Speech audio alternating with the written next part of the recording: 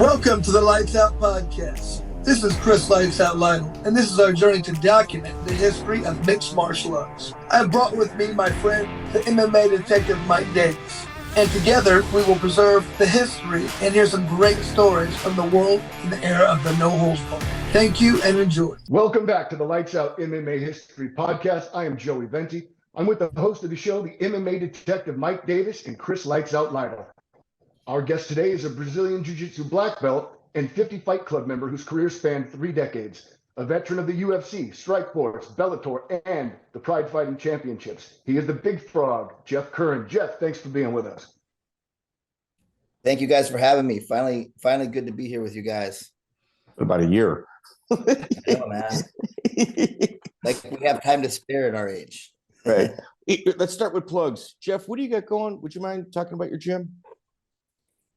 Oh, my gym's been going for 27 years now. I have the same school and I've moved it a number of times, but man, we're Team Curran is what it was always known for, but I just call it Curran Jiu Jitsu Academy now. We're in Crystal Lake, Illinois, still operating strong. I help Pedro Sauer. I teach a lot for his association and travel a lot. And once a year, I do a huge jiu-jitsu retreat down in Florida, and I'm going into my 10-year anniversary for that this February. So other than that, just teach seminars, train. My last competition was this time last year for the Master Worlds. That was fun, but I kind of got a bad back injury right now, and I can barely walk. So it's been a rough few weeks. So I figured I'm not going to go compete. That's good. Good. That's good stuff, dude. So, Jeff, originally, from like what I understand, you started with Megaton Diaz. Was that your entry into jiu-jitsu? Yeah. When I was 14, I went to a class here in my town. It was like a Hapkido school. And my friend, Adam Miller, who's actually a black belt under me now, he was like teaching Hapkido and Judo there. And he started like, my friend that I was doing karate with said, hey, there's this, we were looking for the real stuff. We were like doing point karate and we were getting in trouble for giving people bloody noses and stuff like that. And he was a wrestler. I had wrestled up till that point, and we were just looking around for something a little more gritty. We were into Bruce Lee, we're into this and that, boxing, all this. And he's like, hey, this guy's teaching ground fighting at this one place. And he had just went to a seminar in Chicago. It might have been with Hickson or something. And he had like a list of moves that he was showing everybody. So I went there. I went there in like 91, 92. Was this at Keller's martial arts? No, this was in Crystal Lake, man. This is at a Hapkido school. Hickson did a seminar? No, Hickson did a seminar in Chicago. Do you remember where? Some high school. Okay. I think it was the Hickson seminar he went to, or it might have been something else. I don't know. He came by I went there. I learned like an arm bar and like the choke. We all wrestled. There was people with like gis with their sleeves cut off, Zuba pants, guys wearing singlets, some guys wearing like those big Kempo, like punching gloves, striking gloves. Anyways, I was sold, I was just like, this is what I want to do. So my dad, I think, picked me up and I went to all the stores and I bought a whole bunch of like magazines and I started looking around, and I think it was in a magazine. It could have been on the counter of that Hapkido school. I found a flyer for Megaton doing a seminar in Calumet City, Indiana. So Jack McVicker was bringing him out. So I went to that right away and I walked, there's like 200 people at this thing. And all we did was warm up for an hour and then wait for a chance to grapple Megaton and his purple belt. And then you tap and you go back in line. And by the time you get there again, the seminar was over. But he gave me his card and I took a trip out to Arizona with my friend. And after that, my friend wasn't allowed to go back, but I just my girlfriend's mom worked at the high school. She kept calling me in and my girlfriend would do my homework. So I spent the next like 3.5 years going to Arizona, and I took like 26 trips, something like that. And had a dresser full of stuff in Megaton's house. And I was there like when Mackenzie was just a little girl, like little baby, and oh man, crawling around. And all that stuff. So Jeff, this is all pre-UFC 1, correct? You say 92, 91. Is that what it was? So yeah, because when UFC 1 happened, I was like telling all my friends, I'm like, oh my God, this is what I do. And then I learned more about hoist, and I'm like, wait a minute, this is what I'm doing what he does, like we are getting tipped off by some local guys that were sharing stuff. They were getting it somehow down the pipeline. It was no formal training by no means. And after that UFC hit, then it was just like, okay, we got to be out doing more training. So we had mats at the wrestling room. We had mats in my friend's basement, and I was going to Megatons all the time. And then we had a weird little falling out when I was like, just turned 17 years old. And my friend, who was kind of, I think, jealous that I was going out there a lot and he couldn't go, he made up some story that I was just like doing this to not to compete. I just wanted to make money and be in business or something like that.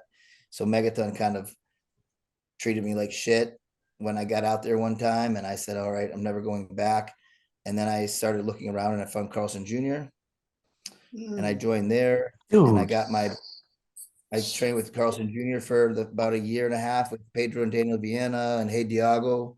And then Junior just left town and kind of like went to Cincinnati or something. And it wasn't really during the time of everyone having cell phones, no one was as connected, so we're like, oh, I guess Junior's gone. So I was just kind of like, man, I was helping teach some classes, and there was a few purple belts, Pedro and Daniel Viena. And I just felt like I needed to be under somebody like a black belt, and I didn't know if Junior was coming home. So I kind of went out to this Thai boxing seminar, and I was 18 years old, and I was introduced to Pedro Sauer. And ever since then, I never looked back. I've just been with him since then. He kind of showed me the ropes and taught me the way, and I invested in him like he invested in me. And here we are. Dude, what belt were you? Yeah, what belt were you come UFC 1? UFC 1, I was still a white belt for sure. Okay. UFC. Okay. Man, I remember back in the day when I first started training, a lot was like in 1998, and there was probably 4 blue belts in the state of Indiana. You're like, he's a blue belt? I mean, that was a huge deal if you were a blue belt. It took a long, it's not that it's watered down now, but it was hard to become belt ranked back in the day. Would you agree? Oh man, it was like, if you were a blue belt, it was like the blue belt was a black belt in any other martial art. Like exactly. You can be like, if you were a blue belt, you could take that challenge fight against any other style and be like, all right, I'll just take your ass down and choke you, and you'll have no idea what to do. And I'll just do what they did on the Gracie in Action tapes and UFC 1 and all that. And it was, back then, it was actually pretty much that simple. And then it was. Yeah. But the cat was out of the bag. Based on your age, where I think, I'm not going to say issues, because that's definitely not the word, but like your peers would look at you and say, well, you're my age. And they would be completely unaware, because the internet wasn't what it is like today. And like, you see your body at work and you're like, holy shit. It's like back then compared to now. You can say that. I mean, you're like, when I broke your career down, like I've got a shitload of pages and I really didn't even dig that deep. There's Jeff Curran, the coach, Jeff Curran, the competitor, and Jeff Curran, the promoter. All 3 of those are made like just incredible impressions within the sport of mixed martial arts. Yeah. I mean, promoting was crazy to me because, well, that's a whole different story, but I didn't like it. It was just essential to building my team in the Chicago area, because it was either that or be at the disposal of somebody else who's not willing to give a fair shake and not willing to invest. And thank God for Monty, because Monty Cox, he was my manager, and we'd be on a flight, coming home from Japan, or I think so what it was. And I was like, hey, for the first time he had to get like stuck in coach, and Monty's pretty big. So he's like sandwiched up next to me. And I was like, hey, or is either that or he got one upgrade and he gave it, me and Rich Clemente did like rock, paper, scissors, and I won it one way or the other. And one of those trips, when I was side by side with him, I said, hey, like, why don't we start doing a show? Why don't we do in my town what you did in Davenport and the Quad Cities? Like, let's bring Extreme Challenge out. So the first two shows we did were like Extreme Challenge 55 and Extreme Challenge 58 or something like that. Yeah, I was And at then both he of was them. like, hey, they were both good. And he's like, hey man, I think we gotta change the name and just do our totally separate thing. So I came up with the XFO, and then I brought Dan Lardy in as my partner, because at that point he was just like setting up chairs and doing security for us. And I wanted help because I didn't want to be the one matchmaking all these fights and having all the local gyms thinking I'm setting them up. Yeah. So you mentioned Pedro Sauer. You were that first wave of black belts, correct? Yeah, I mean, as far as rank goes, like I was probably in the top three. Yeah, So three. Greg Nelson is Greg Greg Nelson. Nelson, Yeah, Greg Nelson, and then this kid Sean Weaver, who passed Sean away. Weaver. Yeah. Sean Weaver would have been the first one, but Greg was dying of cancer.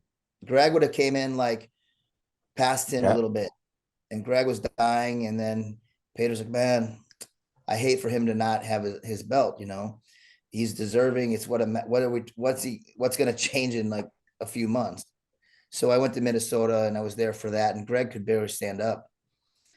And he told me stories of like almost drowning in cereal bowls and things like this. And he did not think he was not supposed to make it.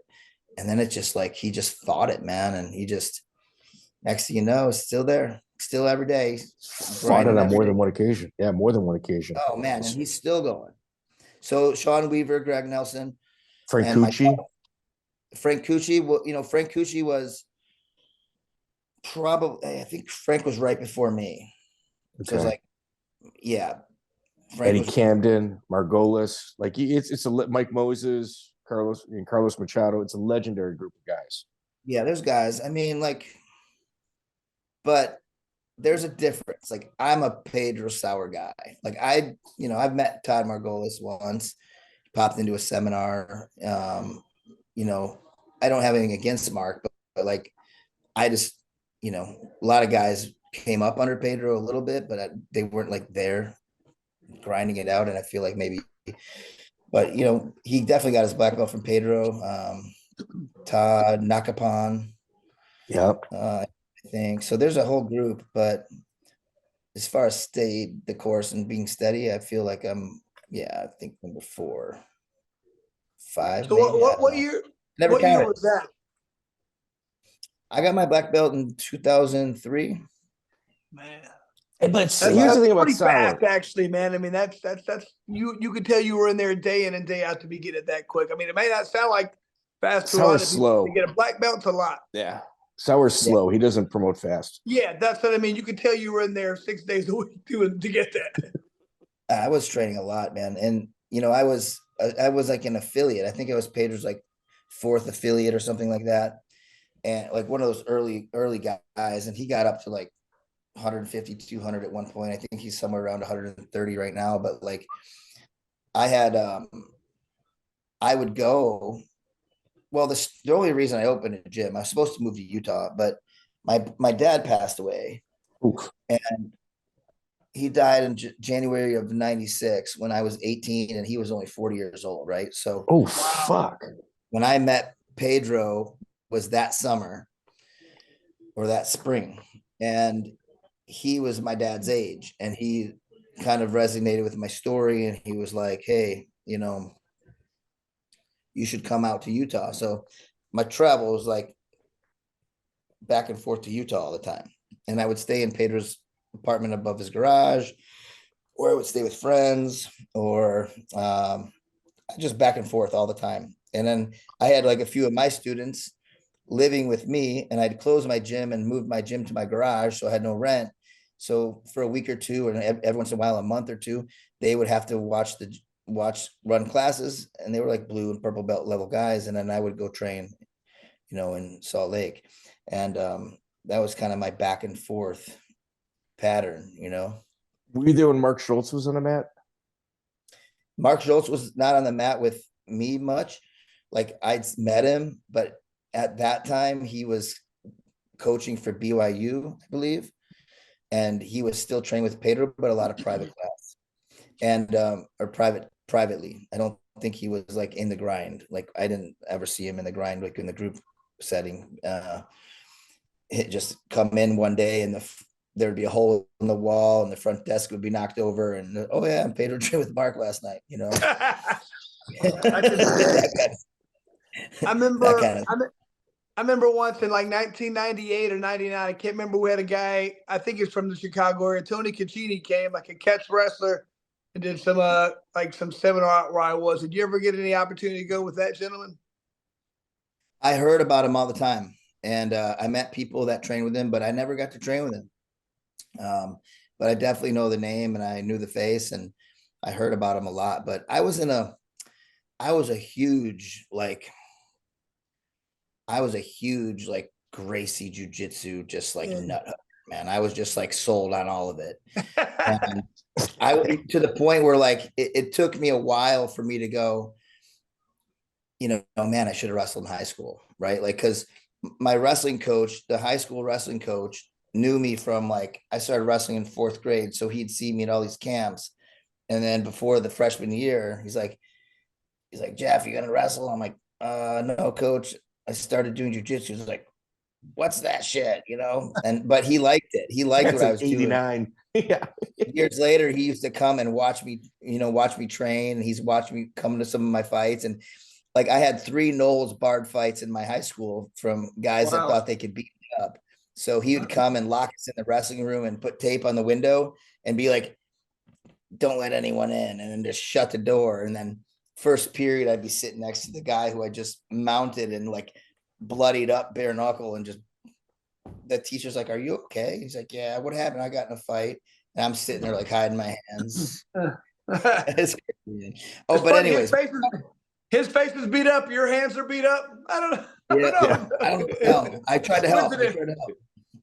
It was just nuts because I was so like cocky. I thought like I was so sold on the UFC and so sold on Royce Gracie and thankfully as I got older and I met Pedro and I asked questions, and I read up, like I learned a lot more about the history than I did then. But thankfully at the time, like ignorance is bliss, and it kind of led me down that path of just being submerged in it. And well, then my dad, not to get off track, but to go back to where I was when my dad passed away. I was going to move away. I was going to move to Utah, and Pedro was going to kind of give me a place to stay and teach kids classes, the whole pattern, you know. And my brother moved away. I had a little sister 10 years younger than me, so she was 8. And my mom was alone. My stepdad was a piece of shit. We lost everything. She had nothing. And I was just like, I said, Pedro, I cannot leave my mom. And I was crying to him. And he's like, don't worry, my friend. You just find a place, put down some mats, and I'll vouch for you. And I'll come see you. So I had him out for my first seminar. Like a few months later, I paired up with my uncle, and I took the front of his carpet store that I opened up with him. We built an 8-foot plywood wall, and I matted that, had like 18 by 20-foot mat space and some chairs. And I just put flyers around town and told all my friends, and people started showing up. And then I made a big deal about Pedro Sauer coming and tried to get the newspaper and everything. And I had like 3 people and 3 people for a seminar that was costing me like $2,000. And I was broke. And I remember Pedro just like looking at me and putting his arm on me. He's just like, I'm not going to charge you, my friend. Don't worry. And like, man, it was great. But years later, I mean, it just grew. It was like, next, you know, I had like 20 white belts. Then I had a blue belt or 2. Then I had a purple belt or 2. Then I was moving on to purple and brown. And like my students were coming with me. And then I would travel by him and they would come with me. So, and at that time, right when I started my school, man, I was 19 when I started my school. I was right just when I turned 20, I had my first fight. And about 2-3 months after my first fight, I coached my first guy. And then it was just nonstop after that. It was like Monty kept us busy, and I went all over Chicago, and I have like almost somewhere around between 105, 110 fights. and I was fighting in everything possible from pancration to nose barred to full contact kickboxing with takedown. They had any rule set that was popping up, we were doing, you know. And a lot of people don't understand that back in the 90s and everything, you wouldn't know the rules till you got there sometimes. But I mean, yeah, it was just a lot of fighting anybody, anytime, anywhere. For no, I mean, Or who even we for were, nothing. yeah, I or remember. who we were fighting, What's that? or who we were fighting. Yeah, you Yeah, you show up and sit be like, there. okay, he'll do close. Oh, he's 15 pounds bigger, whatever, man. It just had a fight, you know. It just whoever was there, you'd fight. No, man. Dave Strasser was putting on shows, and I'd sit there in this room full of people like, who's he gonna put me with? And he'd be like, hey Jeff, how much you weigh? I'm like, I mean, you told me I was fighting a guy at 170, so I ate. I'm weighing 165. Like, oh well, this guy's only 185. Can you fight him?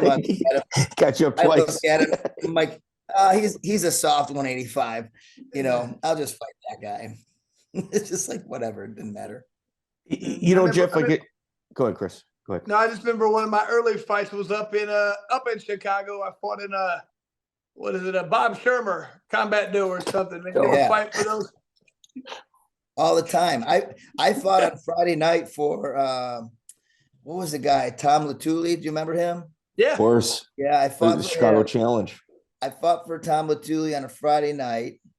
And then Saturday I came in, I taught, because I always train with my class. I taught and trained Thai boxing and hit pads, did a little sparring, and then I taught jiu-jitsu, rolled for like an hour.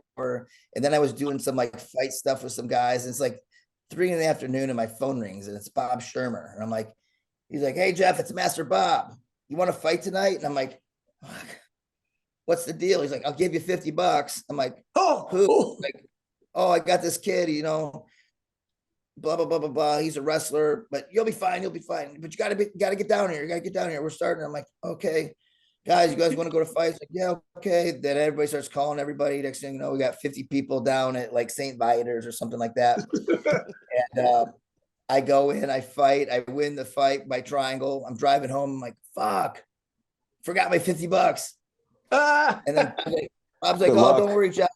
I'll send it to you, but you know, I'll send it to you. Check's in the mail. Yeah. Must have got lost. Still, that's on you. Must have got lost. Yeah. Well, Jeff, in terms of like coaching, when I think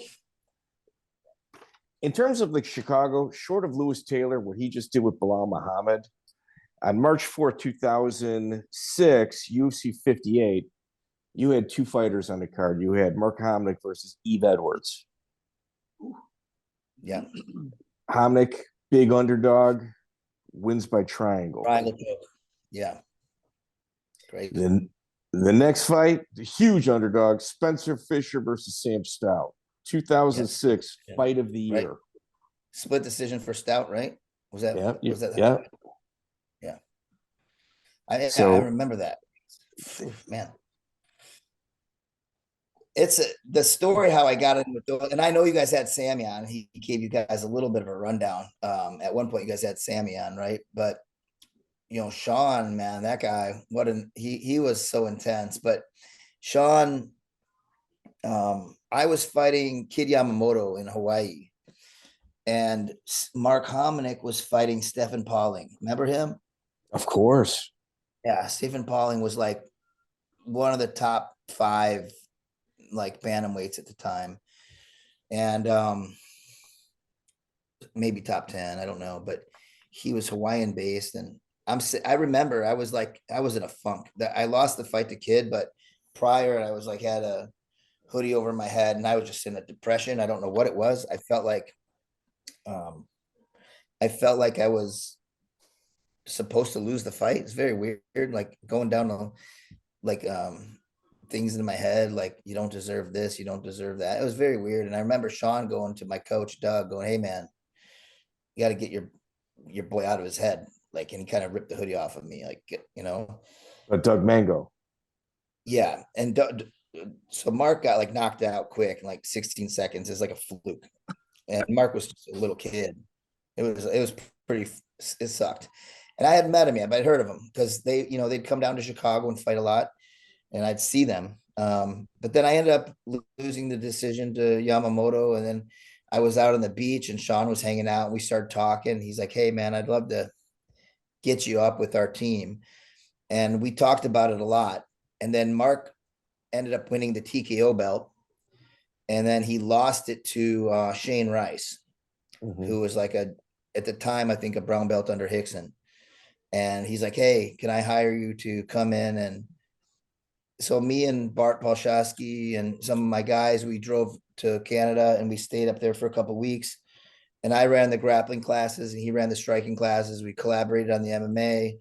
And I was just like, taught Mark how to like shrimp and how to bridge and how to like trap and hold wrists and like things like this. And then Bart actually was the one, he's just like, hey, I think we need to like really focus on armbar escapes. And I was thinking more about escaping the mount, but Shane had armbarred him in the past.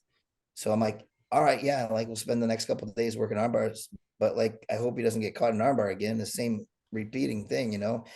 Sure enough, got taken down, escapes the armbar, and then just starts chopping away and wins his belt back. So that was kind of like our coming out party together.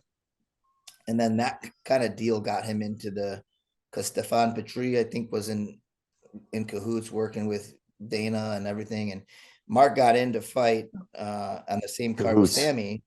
Cahoots is the right word. What's that? Cahoots. It's the right word. Yeah. They were doing, they were working something. And man, but Mark hit him with a liver shot. Like Mark barely knew a triangle at the time, which is crazy because he could grapple, you know. But Mark just like, bam, digs a liver shot, and Mark's so aggressive, you know. And I just see him fold, and then like he lunges in to grab Mark, and Mark's down there. I'm like, stuff the arm. He's like this, like yeah, like that. Grab his head, like this, yeah, like that. It's just like talking through a triangle, and it was crazy.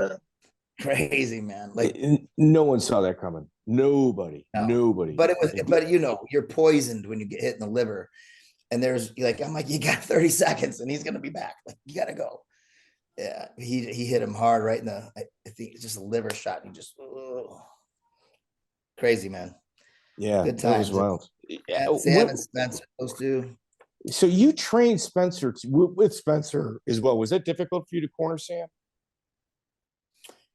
I wasn't close to Spencer like that. At the time, like, yes and no. Like when IFL started was when it got a little different because I guess that was all kind of going on at the same time. But like I sent Bart to the IFL. I sent Bart to Pat to fight for the IFL. Like I called Monty and said, hey, they's like, we need a lightweight. Do you think Bart wants to go? I'm like, yeah, I'll give you Bart, but I want to like be in his corner with him. I want to like come in and help him be a part of it. I don't need any money. I just want to be there.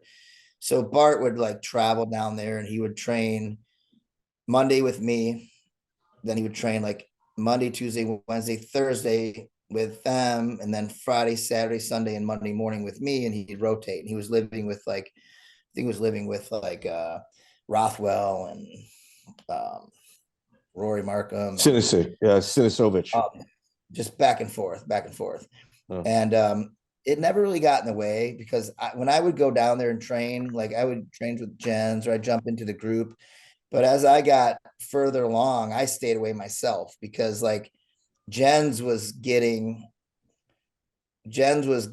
opportunities I wasn't, and I wasn't happy. I had like a big chip on my shoulder. I was like, man, why the fuck am I not getting that? You know? So like I had a nice rivalry kind of inside myself with Jens that I didn't want to be over there anyway. Even though I was good with them all, I wanted my shot. And I knew he came before me with Monty, you know, and rightfully so. He was the first UFC champ and you know, lightweight champ, and he was a client of Monty's prior to me, or before me. So I always kind of waited for my opportunities and took the back seat, but out of respect, not out of disrespect. I did it out of like, I wanted my shot. Like I didn't want to fight Jens. I wanted the opportunities he was getting. Is more like what it was, you know. So Chris, you know, we talk about like 50 Fight Club members, and there's certain boxes you just gotta check to kind of get the locker room respect. Sure. Jeff's first fight was November 15th, 1997, an 8-man tournament. That's it. Tough one. Tough That's first one of them fight. boxes. You got that out right away, man. Yeah, I know, right? And it's weird. Like, and I had Justin Wisniewski was just starting off then too. Yeah, Todd So Brown, Justin my Wisniewski. Todd Brown, and then I fought Justin Wisniewski my second fight, and then I beat True Iron. Drew Irian, which was one of Pat Milicich's guys in the finals, and he worked at the bar that I wasn't even old enough to be in. I was fighting in a bar. That's a tough group of people right there. I mean, I know Todd Brown; he was a tough guy, and Wisniewski. I mean, both the Wisniewski brothers were, if nothing else, tough as nails. I mean, man, those guys came to fight. Justin charged me. I fought Justin first. He charged me. I fought Keith later on. He fought Keith next. Well, no, I fought. Well, on record. On record, it was next. Yeah, I mean, Jeff, you've been fighting. You know what I mean? Next was that before Henry? Did I fight Keith before Henry? You fought Henry after. Yeah, so you got Keith Wisniewski May 27th, and then you got January 16th. You got Henry Matamoros. Right there. That's a who's who in the Midwest. Well, my fight with Henry was earned by winning that 8-man tournament. So I paid like $35 to enter the 8-man tournament. Wow. Monty had to make his money too. Monty. And I had a wristband on because I wasn't old enough to be in the bar. And I was there for 12 hours before my fight even started. Oh my God. And it was a long day, but I won the opportunity for a pro contract basically with Extreme Challenge. So I fought Extreme Challenge against Henry, and I tapped out to exhaustion. I was so tired in the overtime round. I knocked Henry out twice in the fight, and I wake him up, right? I knock him out, and then he's laying there, and I grab the ropes and I jump and I stomp on his chest, midair holding the ropes, and I stomp on his chest, and he wakes up and I'm on his shoulders and I fall out of the ring. And then he caught me in a triangle and I swallowed my mouth guard, and it was lodged in my throat because I just had a boiling bite. And at some point I throw it up with all this shit. And Pat Miletich was reffing. He gets down there, he's sticking it back in. Okay, thank you. Yeah. Holy cow. But dude, here's the crazy thing too about that. It's I'm getting ready to fight. Well, so I fight that, and then I went on and fought this Extreme Challenge against Mike Halton. Wait. Let's kind of put this in perspective. You got Keith Todd Brown, future UFC vet. That's your first fight. Justin Wisniewski didn't fight in the UFC, but fought at very, very high levels, tons of locker room respect. Drew Irian, one of Militich's guys. Dude, 3 tough guys. That's a legit 8-man tournament that you had to pay to get into. Next fight, future UFC vet Keith Wisniewski. After that, Henry Matamoros, who I think he's a Pedro Sauer guy too, right? Yeah. So that started our friendship off. We fought, and I lost that fight. And then we fought each other 3 times in the finals of jiu-jitsu tournaments for the next few years after that. And I won all 3 of the jiu-jitsu fights. And then he came and asked me he's I want you to be my master. I'm like, Henry, we're the same rank. I can't be your master. You got to meet Pedro Sauer. And I brought him into Pedro's association with me. So real quick there, you're fighting these guys, but there's a vast difference in weight in Todd Brown and Justin Wisniewski. What weight class? I mean, how Wisniewski's bigger than what weight class is these even at? What are you weighing in? You're all over the place. So that was 165. That was considered the lightweight then, 165 and under. And I was probably walking at 140. Right. So was Justin Wisniewski. He was not a big guy. Todd Brown was a big guy. No, Justin was small. And Justin Justin was green. Justin was not the Justin that he became, right? He evolved so much too. He had some dog in him. Wisniewski's got dog in him. You're not taking that dude. away. He's a friggin' and dog. when I fought Keith, he was huge. Yeah. I remember going, what the fuck? He was so big to me. Yeah. I mean, those weight classes, I don't think it even, that's just bizarre, man. I mean, nobody's even in the same weight class. There's no scale. There's no scale there. There's no scale. You're right. No. It was like honor system. Yeah. Yeah. Let me lift you up. Yeah, you guys seem like same weight. Comparable, I guess. Wow. There's so, I mean, how many different weight classes do you think you fought in during your career? Formally, I fought 25, 35, 45, 55. And then after that, I fought a couple times against like 75 pounders, 70 pounders. It's Wisniewski. I fought twice at like 85 pounders. Man. So let's call it 7, 6. That's crazy. But they were just matchups, like Is that what they were called? open weight. Yeah. Yeah. The same. Well, here you got Mike Halton. You beat him by armbar. So, like, if you're looking, you got 3, 4. You're 4-1, 5-1 with Mike Halton, and then you fight Jason Chambers at Chicago Challenge 4, May 30th, 1998. Another guy that's a standout. I know he was supposed to fight Spencer Fisher in the UFC, but it never culminated. But he definitely got a UFC contract at one point. I had 104 fever when I fought Jason. And I was coughing up green phlegm all day, and I was going to pull out, and they're like, you can't. What's his name who was running it at the time? Joe Goitia. No, Joe wasn't running Chicago Challenge. It was It had been Latuli then. Eric, no. Latuli had something else. Goitia had something else. He had a total defense challenge or something like that, or total fighting championships. Eric, not Eric. It wasn't Eric Moon. It was I don't know. There was 2 guys running it, but the guy trained with Keith Hackney, whoever the guy was. I forget his name.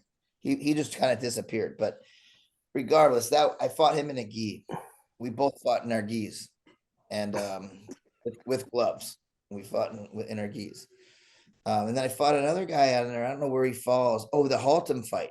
That was probably the craziest experience of my whole life, because I thought I lost the fight, and I stood across from this guy. I'm just this pale, like pasty, like kid, and I wasn't very defined. And I see this man, he's just like ripped and hair and veins, and he's just like fucking bouncing. And I remember all I remember from the fight was getting the first punch thrown, landed straight to my mouth, and I just fell to my back. And after that, I was fixing my teeth, and my lips were cut, and my nose was broke, and I was like in the locker room going, holy shit, like I never saw my face like that. And I was apologizing to my friend who came down to corner me for wasting his time, and everyone's like, good fight, man, good fight, that was awesome. I'm like, what? And it was actually a triangle. It wasn't an armbar. It looked like an armbar because I was extending his arm, but like I choked him out. I guess he fell into my guard, and I threw on a triangle, and he tapped out, and then like I kept squeezing, then he kind of fainted and fell over, and I stood up, and I went, and I had no idea what happened, and I went in the locker room, and I thought I lost the fight and got knocked out. It's got concussion. I remember the pain of the punch to my face. It's like if you get hit here, you get knocked out. I got hit here, so I was dizzy, but I was like not unconscious. I remember all the pain from the punch right to the face. That's like when people get hit, that muscle memory, they start fighting the ref and everything. You did it, but actually won the fight. Usually, if fell right where you should. Did I win? The answer is no. Yeah. It was so Jeff, you found out in the locker room that you won. Yeah. By a fan in a public bathroom. At the Tyndall Armory in Indianapolis. Oh, Tyndall, yeah. Yeah, Tyndall Armory. And I'm like, Monty, I need to see the tape. He's like, oh man, the camera guy didn't show him. Like, here's what I thought Monty would have said. I'll get that to you for $29.95. Sure, he'll have it. You got to buy 6 the weeks. tape. I can't get it for free. Oh no, you got to buy it. Man, Jason Chambers is actually an instructor at one of the Henzo schools in Southern Florida right now. Really? He's still Oh, stuck really? with it. Yeah, he's still stuck with it. I ran into him about 2 years ago. Because he was doing that quest, right? That show, traveling around to all the He had different a martial decent arts. little, yeah, hooked in with Eddie Bravo, had a decent little, career. It's Yeah, he cool. did good for himself, did well for himself. Jeff, and like you're a 50 Fight Club member, so you don't really say no to anything. Larry Konzika, you beat him by armbar in November. You make your way down to Hook and Shoot with Jeff Osborne against Jeff Rick. Like you fought everywhere. Yeah. I wrote a story about that when I was writing for Ultimate Athlete, that magazine that was out for a little bit. They asked me to write some stories, and I called it $40 in a t-shirt. They call me to fight this guy, and I go down there and I beat him in like 30 seconds. And then Miguel doesn't want to pay me because it was so fast of a fight. And I'm like, what? I had like $40 in gas just to get here. He's like, well, I'll give you that. And then pick any shirt you want. So he gave me $40. And I picked out a t-shirt and I wore the shit out of that shirt. I wore it for a year. I bet. Yeah, Miguel, back in the day. But he was like, oh no, this is a B-rated sanctioned fight or something like that. And I can't pay that much. I'm like, yeah, but dude, like I can't get paid by the hour. I'd be broke. Like I'm trying to get this fight over with and I can't help it. The guy fell into my arms, you know, it was crazy stuff, but I So wouldn't it's change it, you know.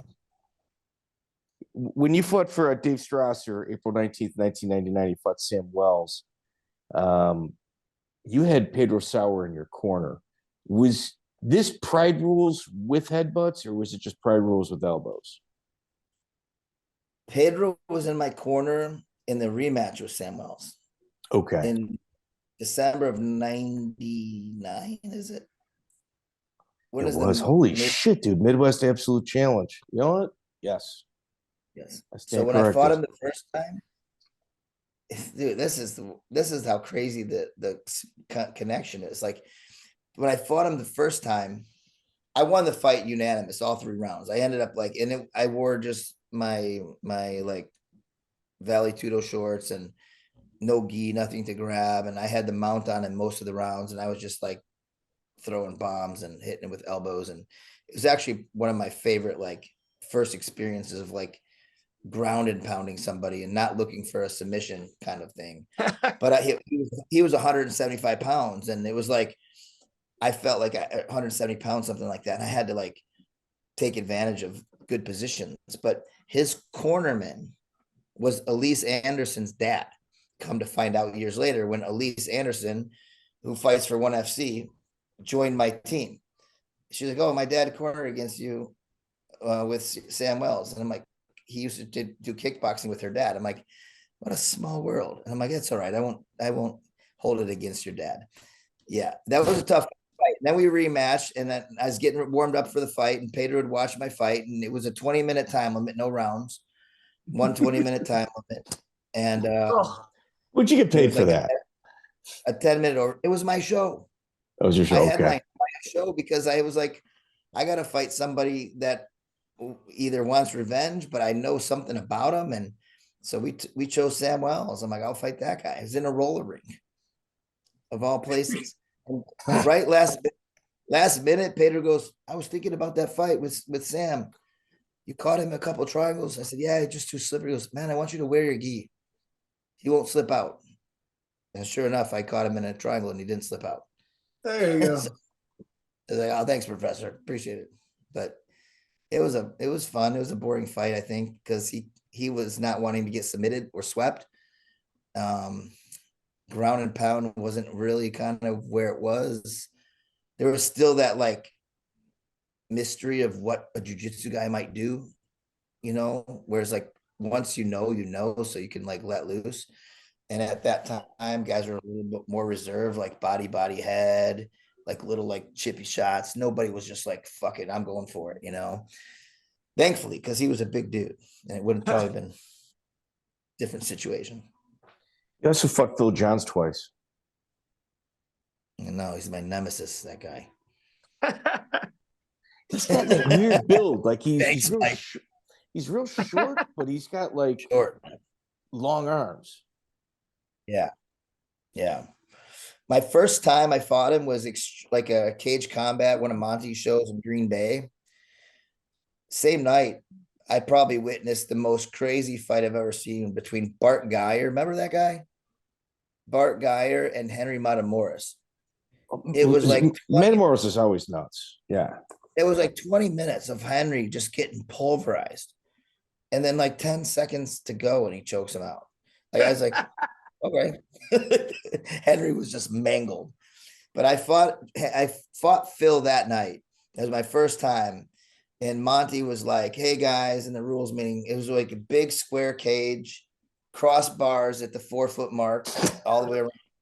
I remember And that. then It's a dog kennel. crossbar across the top of the cage, like, across the cage. And the bell rings and I shot in and I charged through and I take Phil down and I hit my nose on the crossbar. And I fall into the corner, like unconscious, and he grabs the crossbar and just starts uppercutting my face. I was out, like, I don't remember any. It was like 10 seconds. Ooh. And I remember being in their locker room, and he's just like, it's all right, you'll get there. I'm like, what the fuck are you talking about? Like, I don't even know what happened. Monty's like, dude, you hit your nose in the crossbar, you fell, and he did this. So I rematched him in hook and shoot. And again, it was like a 20-minute time limit. We were 16 minutes in and I was winning the fight. I feel like I was well ahead on the fight. I dropped him with a head kick. I was kind of hitting him a lot from my back, doing a lot of damage and shutting down takedowns, hitting him with knees. I think I was winning the striking. And then he threw this like raking overhand and it kind of poked me in the eye and I kind of hit the deck a little bit and he shoved me under the ropes and I fell over all the equipment and they called it. By the time I got up, he had the belt on and he's like, yeah. Monty's like, I could put a rematch. I'm like, I'm never fighting him again. I feel cursed when I fight this guy. He can have it. I'll go my own way. I'm not going to live in that anymore. Was not worth it. I sparred with him years later. I visited his school when I was there for a show. I think it was like Canton, Illinois or something. Yeah. And I was down. I went in and I sparred with him in his little cage and a little ring or whatever. And I feel like I made my statement enough. Good. For myself, Yeah. At this point, like you're a lower weight class guy, but you're up a weight. But every once in a while, you actually got to fight somebody kind of close to your size. Jeremy Boldt, who was nationally ranked at one point. Yeah. That's probably one of the first times that you fought somebody actually your weight class. Yeah, we fought for some title that I didn't get. They never gave me my belt. I think Extreme Combat Challenge. It would have been Ches Bowling. Dude, tell Chaz to send it to me. That makes sense now. Okay. Yeah, right. Him and Bob, they can put together a care package, $50 and a belt. So yeah, I think I beat him by triangle. Yeah. Yeah, your career, like this is before the 150. This is, I think the 155-pound weight class got eliminated from the UFC. Right around this time. Was it around this time? No, not yet. Uh-huh. So it got eliminated after I fought Matt Serra in UFC 46. He fought Ivan Menjivar. Whatever card he fought Ivan Menjivar on after he fought me. That was it. That was it. Then that was it. Yeah.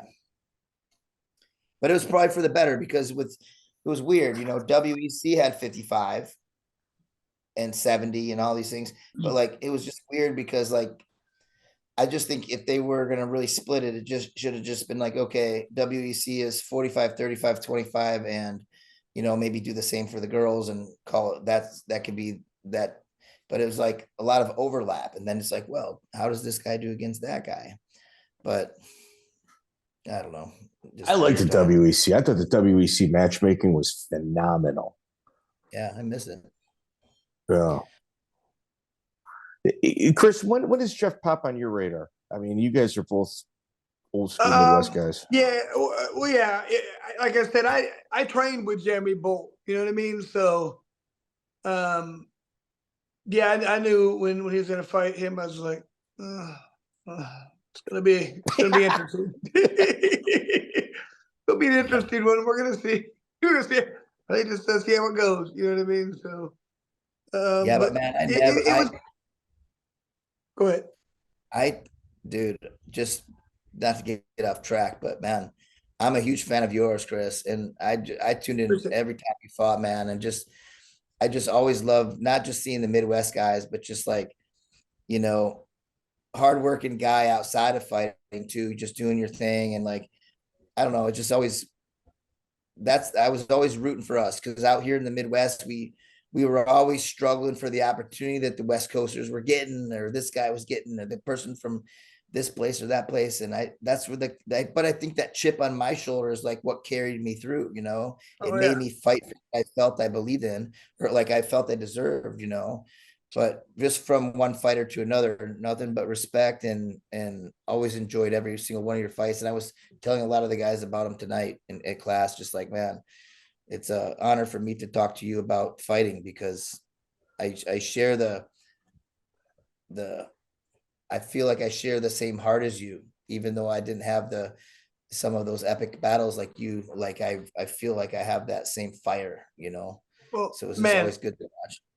I appreciate it a lot, and it's just I understand what you're talking about. There, I always felt like us training, staying home in the local Midwest scene, very difficult for people like us to make it. You know, everybody's in these big mega camps, and you know, they're over there in Oregon, or they're over there in California or Florida or East Coast. Like, man, we're the grinders over here, man. You had to grind to make it. It was just a tough existence trying to make it from a small market like this without a ton of great fighters around here. So, like I said, and I really felt bad for people like yourself.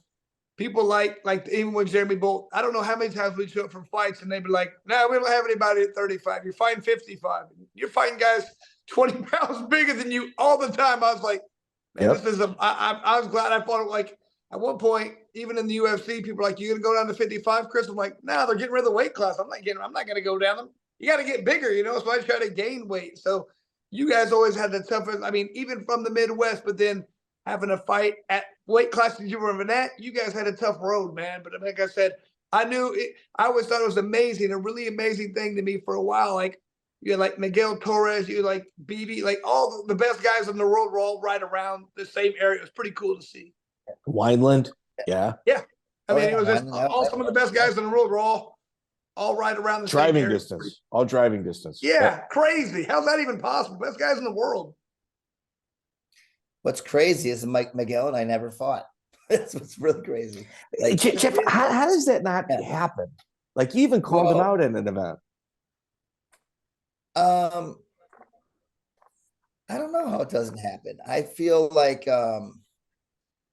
look, I think that if local promoters had a real plan, like a long-term plan, it would have been the kind of fight you would invest in. But not knowing if you're going to do another show, having all your money wrapped up into one event, why do you want to kill off your ticket sellers to each other? Wait, in Joey around this time, fights were like ending at 2 a.m. Like there'd be like 15 minutes in between bouts, and we're like, what the fuck? I mean, because you gotta get the beer, man. Yeah, you gotta get the alcohol sales up to make the venue cost you nothing. Jeff, the right thing would have been to sit both you and Miguel down all in the same room. Just go, man, we're gonna split the gate 3 ways. Yeah. But you know what? We've had a couple conversations about, like, I've even hitting them up like, hey man, like, why don't we try to fight? Because like this like today, you mean?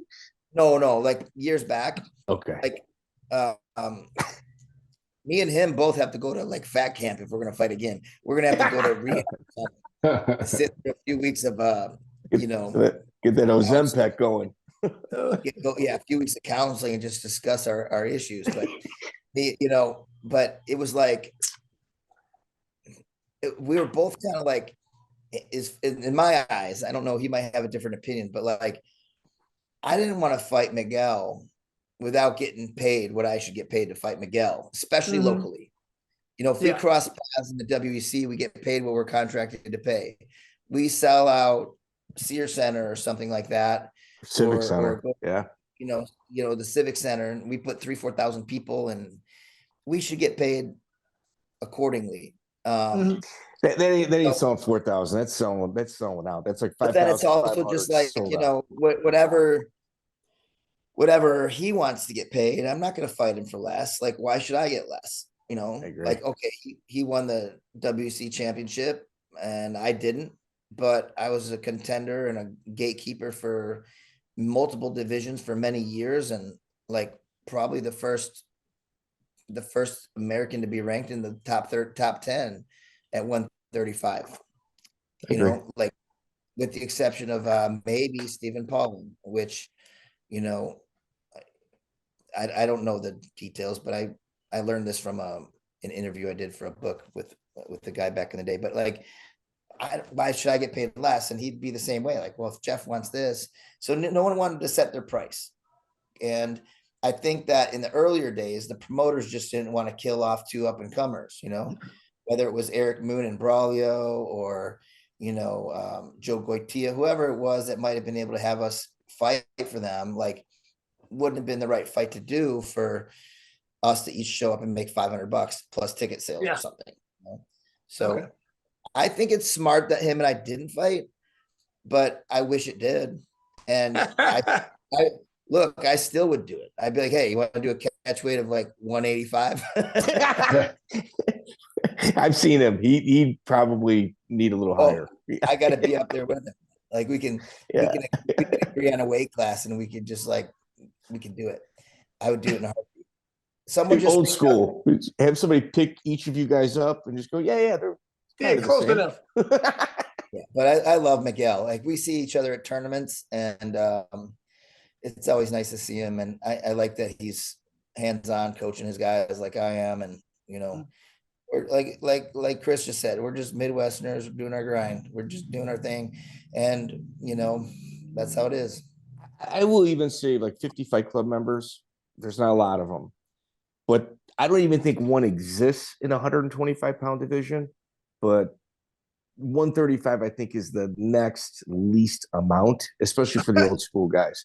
Like, they're probably on one hand in the entire world how many 135-pound guys are in the 50 Fight Club. That's a fact. Yeah, and people these days aren't going to get if they're getting their opportunity in the UFC through Contender Series or something with the record of like 5-1, like it's not going to happen. It's over. How far can they fucking go? Like before, you know, you just can't. I don't know. Well, I mean, like Jeff, like back in the day, like you talked about, you do an 8-man tournament and you do a couple fights. You might have, you know, 5 fights in 2 months. You know what I mean? So now you have 1 fight in 6 months. You know, it's just different mindset.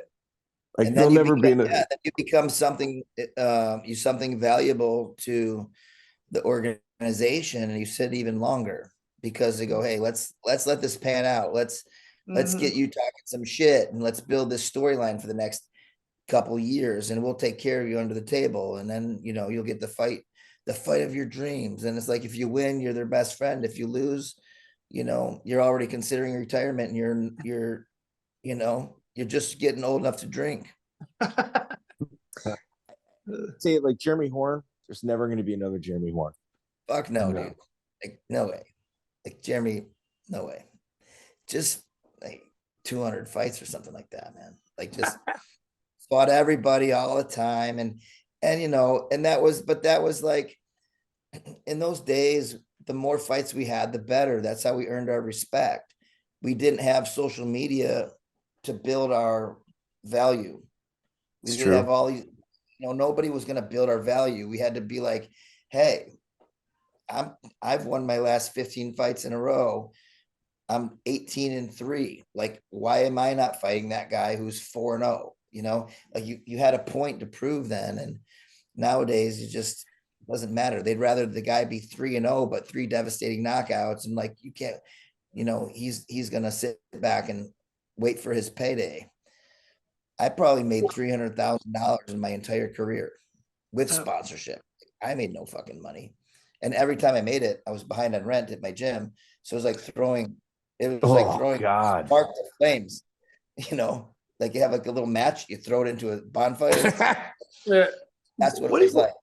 what do you think about the current state? I can see you talking about it a little bit, Joe. It's just a different mindset. Everybody, I mean, people are just ungodly afraid to lose and not even really fight anymore. It's all about getting that win at all costs, selling your brand, talking this much trash. I mean, back in the day, we just came out and fought because there was no money. Like, you're talking shit, you're just a dick, And so just a different mindset. But I mean, I think it's taken away. The talk is great, but man, people are scared to death to make a mistake and lose. And nobody back in the old school, everybody lost because you fought all the time, whoever you could fight. So Yep. it's just a different mindset. And I don't really like it.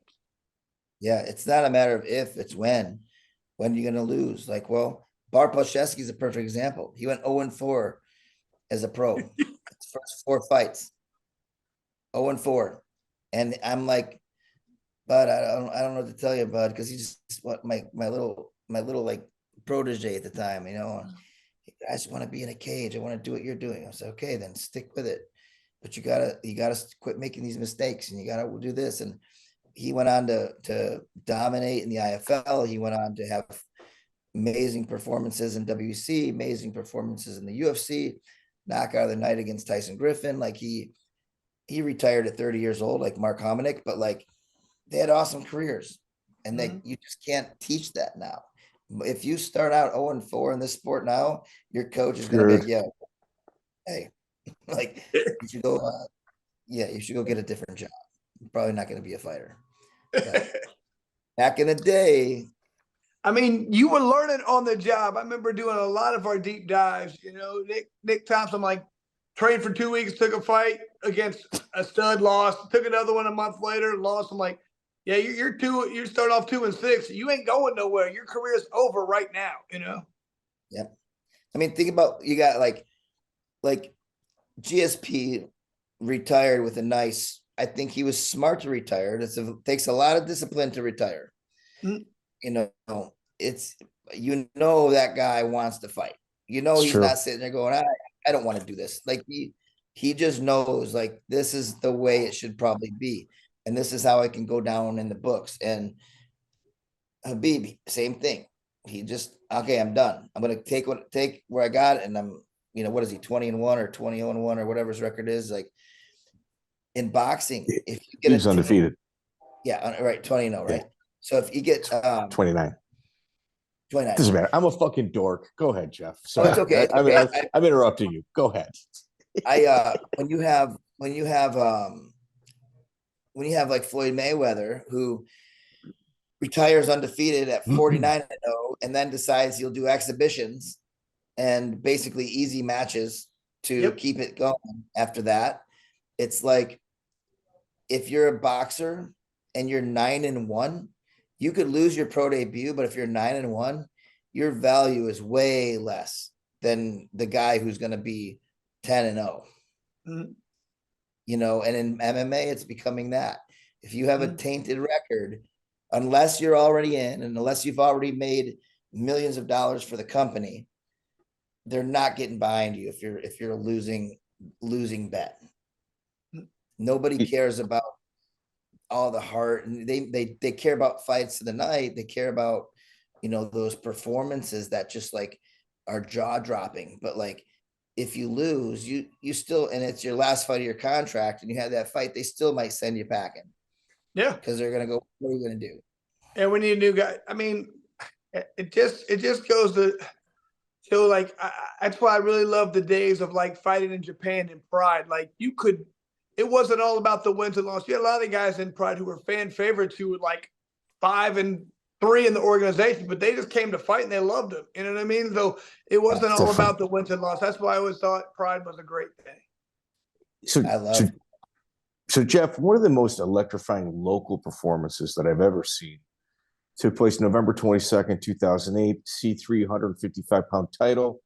Daren Elkins versus one of your students, or your cousin, Pat Curran. Yeah. Dude, Daren Elkins fought Pat Curran. Think about that. I know. And Daren was like 4-0 at the time, right? I Yeah. think was his record. And Pat was maybe right around the same thing, 3-0. Man. And they grinded it out. It was a good fight. Dude, And they Pat, both went on to kill it.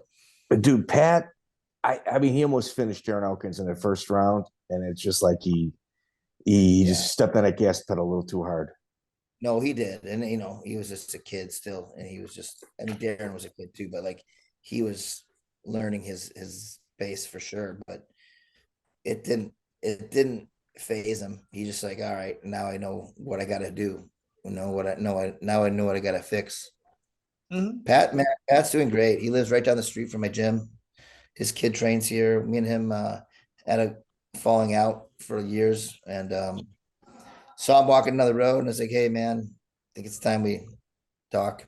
And he pops in and trains here and there, and he's doing really, really good. But I don't What's think he doing MMA. now? He does HVAC, Okay. and he's got his own company, and he works for a mechanical company in the area that's really popular and really well known. Good for him. And Good for him. yeah. Right now, he's in the process of he's building a huge addition on top of his garage. So he's just Good. messing with that. Good. Yeah. Talking about that, Darren Elkins was one of those guys, a Midwest guy who I just watch his grinding out, like not the most skill, but he'd get beat on the first round a lot and just come back and show his heart. Man, that guy, exemplified. I was having like, all right, he's an Indiana guy. I like it. Yeah. He's the guy you take with you to battle for sure. He's that for sure. Yeah. Hey, go in the front. Go to the front. Yeah. He's like, oh, okay. So, Jeff, as a promoter, December 3rd, 2004, I was one of the judges. XFO4, Terry Martin versus Chael Sonnen. Ooh. That was your event. Yeah. Terry hit him with the knee to the ribs and broke Chael's rib, and he dropped. It was done. How big of a pain in the ass was Sonnen? What's that? Was he a pain in the ass, Chael Sonnen? He wasn't. He was always cool to me. And he came out with Robert Follis. Remember Robert? Dude. Yeah. He took his own life, right? But when they came and fought, like, I mean, I think it was without that knee to the right spot, the right time, like any punch, but like who thinks a knee's gonna end the show, but it just hit. He hit him with it, and it was it. Kind of Chael talks about this fight a lot. I'm sure. Yeah. Like, Monty Cox, his cage is always falling apart. They had me in a broom closet. He's pissed. He didn't want that loss on his record. We were all in that broom closet together, bro. We all came out of that same closet to fight. Yeah. Terry Martin was no joke, though. He heard it. I seen it. Powerful guy, man. He heard a lot of people. Totally. He came by to train with me years later, and years later, after seeing him fight, and he retired. Then he's like, "Oh, I'm gonna fight again." And he came in, and he was on TRT or something. He looked like so big. He was like everything, like popping. Wow. Doug was like, "Jesus Christ, dude." He's like, "I don't think we got anybody that can go with him." I'm like, "Oh, he'll go with them. It'll be all right." Like, everyone get thrown around like. He was so. He was like the first fighter I remember locally that like you could see bullet holes like in him. Yeah, massive. You've been through some shit. Yeah.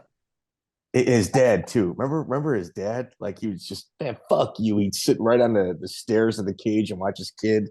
But you know how this kind of haunts you is like, I was in Hawaii a couple months ago, and I was teaching seminars for my friend Ryland's place, Max Holloway's coach at Max Holloway's gym. So yeah. I was doing a seminar there, and then in Maui at Louis Serretia's gym, and just spent the week training with those guys. They're my friends, and I taught seminars and made good money. And after my seminar, there was one guy there, and he was wearing no gi, and he's a just jacked up kid. He's telling me, "Oh yeah, man, I'm from Gary, Indiana, but I grew up on the South Side." He's telling me where he grew up. He's like, "I grew up with Terry Martin."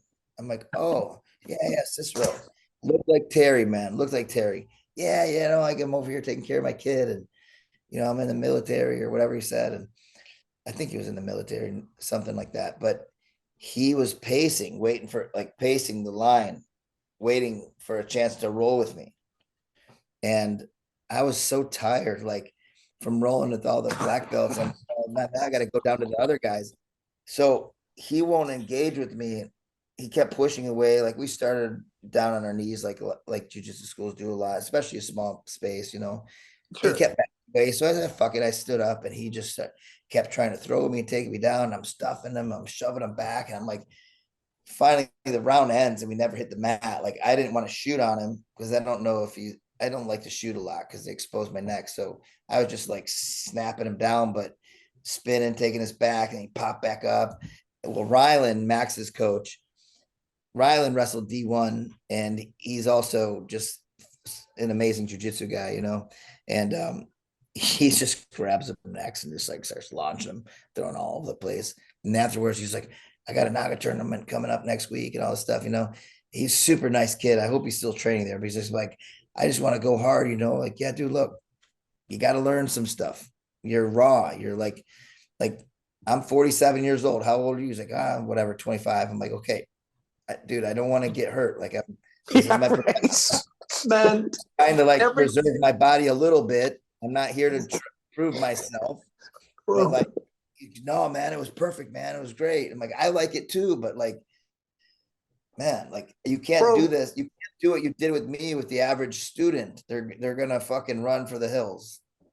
You can't wrestle hard. I just turned 50. Every time I try and wrestle hard, I get hurt, man. Like that's the only time I ever get hurt anymore. I'll go in there, I'm like, fine, okay, I can go for it. And then I was like, my knee, got up my back. I'm like, what is wrong with you, Chris? At least I know now, but I still do it, but I'm stupid. It's like, why do I still try and wrestle?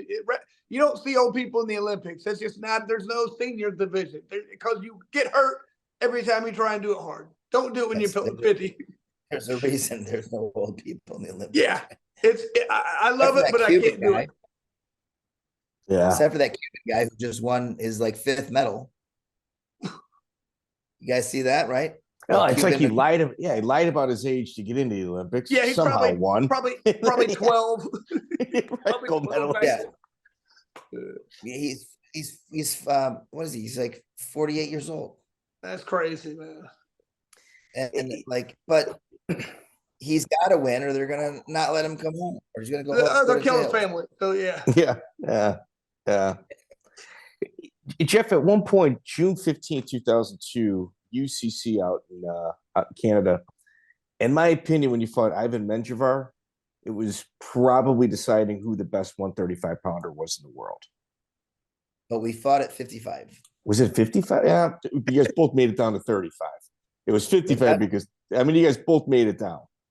Yeah, he made it down, which surprised me because he was supposed to fight Jason Black at 170. Ivan was big.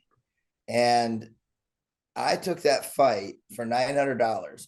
Monty was doing me a favor. He's like, look, if I get you 1,000, I got to take 200. But if you fight for 900, it's all yours. But you don't get a cornerman. But Jens will be there. Jens will corner you. And I was like, at the time, I was like, I don't want Jens to corner me. So thankfully, like my friend Silvio Bering was there teaching seminars, Brazilian guy. So he stuck around and cornered me because he had other guys on the card. But like, yeah, I fought it for $900, and it was my first time leaving on a plane to fight, and I was by myself, and I stayed in a hotel by myself all week, and I did everything by myself. It wasn't until like about half hour before the fight where Sylvia walked in the locker room. Was like, okay, let's go, bro. So, like 100% by myself, French speaking Montreal, and I fought GSP I fought Ivan, and GSP was in his corner, I believe, and David Loiseau. David Loiseau was, they both were there. Yeah. Another killer. Dude, Menjivar, in my opinion, like if you look at like the Canadian, like the guys that really started the Canadian mixed martial arts scene, Joe Dorkson, Ivan Menjivar, those two right there need to be in the same sentence as Lusau and GSP. Yep, for sure. And you also got to put Homminick and Oh that, yeah, because those guys just like, because they were lighter weights, they didn't get the same press. But like Dirksen, man, that guy was doing 12 hours a day of masonry work, and then all week long training 2 hours a night, and then fighting in the UFC. I think there's 350 Fight Club members out of Canada. Dennis King, Dorkson. There's one other guy. Yeah, I don't see another 50 Fight Club member happening in Canada. It wasn't Just not enough shows. 50 fights. It wasn't I GSP's not there, but Oh no, I know who it is. John Alessio. Alessio. John Alessio. Oh, There's your yeah. three. There's your 3 Canadian 50 Fight Club members. Just came in. Yeah. Crazy. Fucking crazy, dude. Crazy that And I both know you that. guys, got Chris, how many do you got between boxing and MMA? You know, it's in debate right now. I'm sure, like when Jeff here, they went back through and took away about 20 fights of mine after they were on like Tapology or whatever that thing, and they came back and like, well, those were in unsanctioned states. I'm like, yeah, they were all unsanctioned early, so I don't know. I think, to be honest with you, I think through all my stuff, I'm somewhere between 90 and 100. Yep, that's the Boxing, MMA, and bare knuckle. So I had 18 amateur boxing fights and 5 pro. Oof. And then all my MMA stuff added together somewhere, just north of 100. And it's like, You don't say no. You don't say no. Like, you can't say no and hit that number. Yeah. Like, man, you fought injured. You fought sick. Jeff, I don't know if you had this same thing, but my whole career had some kind of mental illness sickness where I felt like if I turned down a fight, I felt like I was the best in the world. If I turned down a fight, that would have messed up my confidence. Like, I couldn't pass up a fight with anybody because I felt like I can beat anybody. And if you don't think like that, I wouldn't want to go out there and fight. So I thought I could win every fight. So I couldn't turn down a fight. No, even if I was injured, like, I can still win. I mean, it was a problem. It cost me some fights, but I had to have that mindset. And you know what though? Like, I'm 100% the same way. And I was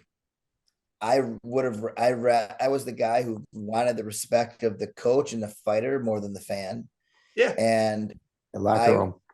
Yeah. And I would get, like, when I got cut from the WEC, which basically ruined me. Like, different story, but when I got cut, they were told me, like, Sean Shelby's like, Jeff, you're going to string together a couple good wins. We'll give you, and I pushed, like, come on, look. And I got cut off of losing a split decision to Kei Mizugaki, who I clearly beat. He was asleep when the fight ended, basically. Well, he was also top 5 in the world, Mizugaki. Yeah, he just lost the split to Miguel. And like they said, Miguel, when I got cut, Sean Shelby told me this, and I'll fight him on it to the day we die. He said, look, man, here's the deal. Our champions can't beat you, but you're not going to win a title, I don't think. So you're basically a gatekeeper, and you're going to ruin, like, some of these, like, guys who are knockout guys who, like, are getting, like, exciting wins and stuff. You're going to Cub Swanson. You're going to shut them down, basically. Yeah. And they're not going to be electrifying against you because you know how to. I said, so you're firing me because I'm good? Yeah. You're a veteran who's not going to get that. Yeah. I'm not fucking stupid. I'm not running into the flame. And so I got cut, and they told me, I had to win 2 fights to get back on a short list of approved guys. I won 2 fights. And they said, okay, it's like February, March. And they're like, well, maybe in July, but we don't know. And I'm like, fuck. Oh. So then Brian Butler calls me. He's like, hey, man, we need a guy to fill the 155 spot for the lightweight tournament in Bellator. Who do you got? I'm like, man, put my cousin in.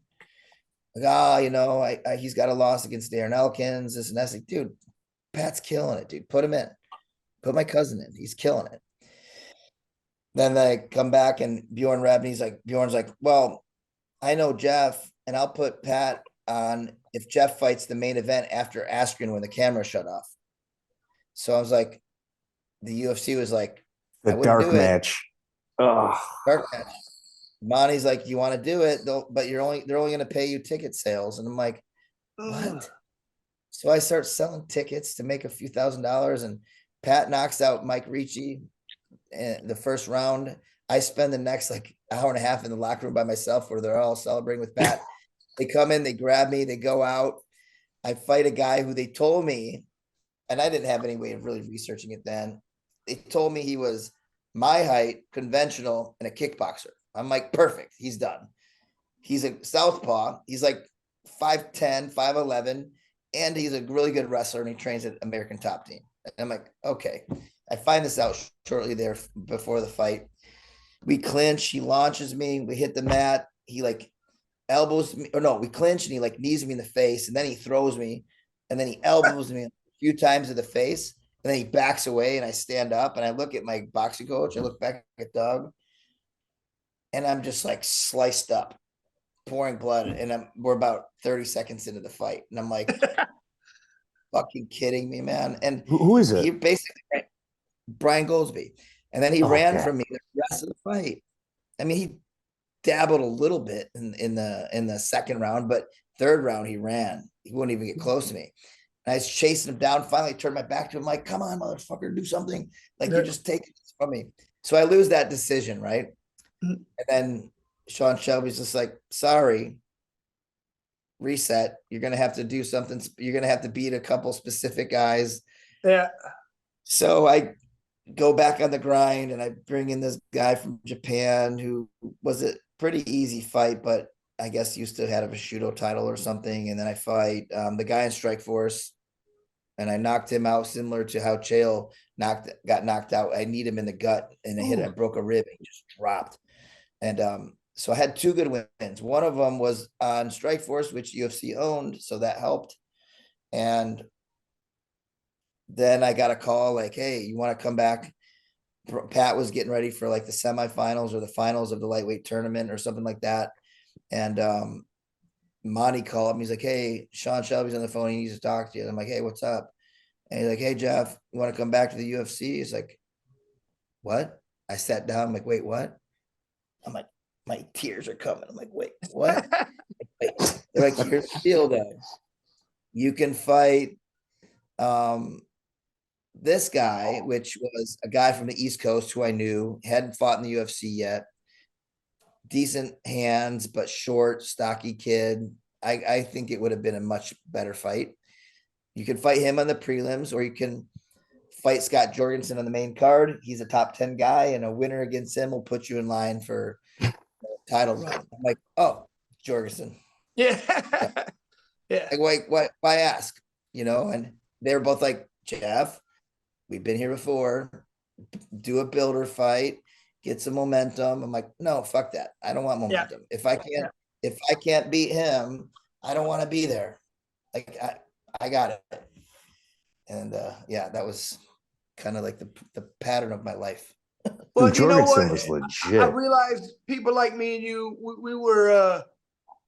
we needed smart managers, not brave managers. I would take any fight in no matter what. And so even if I was hurt, you need somebody to be. I remember once my boxing coach, Keith Palmer at the time, he goes, "Yeah, man, I passed up a fight about 2 months ago." I said, "Who was it?" He goes, "Andre Ward." I go, "Well, how much will they offer?" He's like, $5,000. I was like, "Why you take it, Keith?" He's like, "The Olympian, Andre Ward, you know, he's 6-0 now, but he would have beat you." I said, "No, he wouldn't have." He's like, "Yeah, he would have." So I was like, but you need a manager who doesn't tell you everything, because you will no doubt do the stupidest thing. I would have, you know what I mean? And so, like, you need somebody not even to tell you these options. "Oh, Chris, I got a fight for you."